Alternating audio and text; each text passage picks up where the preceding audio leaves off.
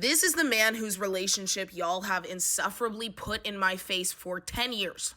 This man who says you're never going to be on the cover of Vogue to a Nepo baby who, yeah, she's on the cover of Vogue. All her best friends are. She was going to get there at one point. But like, yes, obviously this tweet is awful and egregious. It also just makes me very mad how much y'all have put the Selena and Hailey over this man, over this man's love. This Exhibit A, this is the love. For 10 years, I've suffered you complaining about these two women. And now I'm like, wow, it was really never about the man. Because y'all probably knew this. I'm mad at you for making me know so much about this relationship. Justin was going to be Justin. Also, I think he's being weird right now with the Diddy stuff. I'm not excusing this. I'm not excusing propaganda I'm not falling for. I think a lot of like public relationships and you know, a lot of relationships in general, not great. A lot of it is men saying, and you'll never do this, because they can't explain their feelings in a healthy way that isn't trying to destroy your ego. And that's propaganda I'm not falling for, but I'm also not falling for any of you ever again talking about this relationship and talking Hailey versus Selena, and Selena did this and Hailey did this. I don't give a fuck. This is the love you're talking about.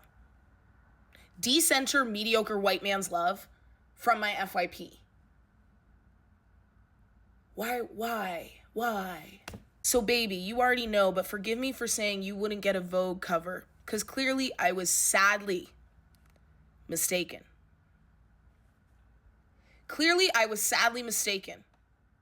And you all made me know so much about this relationship for 10 years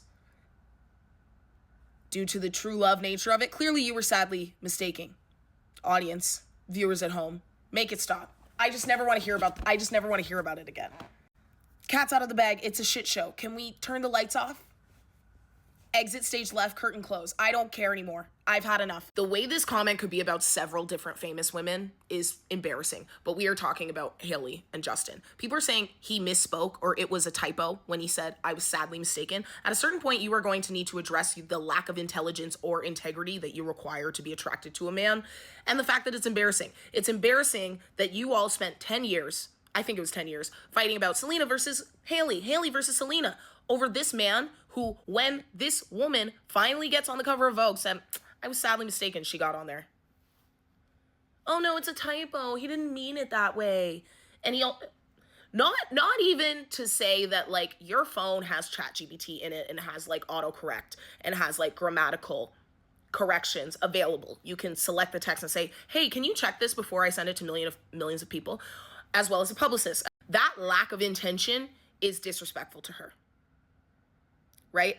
And when we're talking about this, if we extrapolate without naming names, because you know why I can't name some names, when men are comfortable saying things that they know are embarrassing to their significant other, or when they do not take the care to make sure that they are not embarrassing their significant other, it's disrespectful.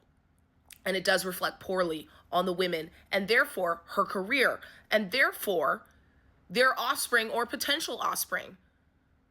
Which is why I'm like, ultimately, the men are doing this to their own demise. When these men either go to Twitter, go to podcasts, and say things that make their women look bad, they are lowering not just their own earning potential and their family's earning potential, but their kids and their grandkids' inheritance via the mom and the woman in the relationship has so much earning potential, and the man's ego wants to stifle it. He doesn't care about how that could benefit your great-great-great-grandchild.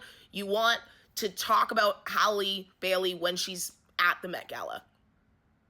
And you want to distract her so she's off. So her image is off. So maybe she doesn't get hired as much. And maybe she doesn't have as much going on. Who does that really affect in the long run? Like, it's so crazy to me that's just one of the names, right? But I just don't understand how it's beneficial to disrespect the woman's public image, right? We're talking about public. We're not even talking about relational dynamics behind closed doors.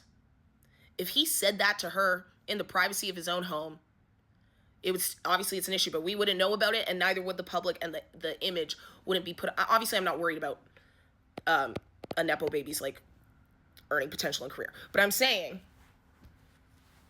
like, especially in regards to, like, Halle Bailey and other people, it's really weird to see these men be like, okay, let me dog on her during her big moments so that her career turns to shit, even though I have a kid with her who would benefit from the money that she gets and the success that she garners and the household name that she's creating. No, let me dog on that because my ego's more important than our family's wealth. That's weird. It's weird, and it's a lack of foresight. It's short-term gratification over long-term gratification.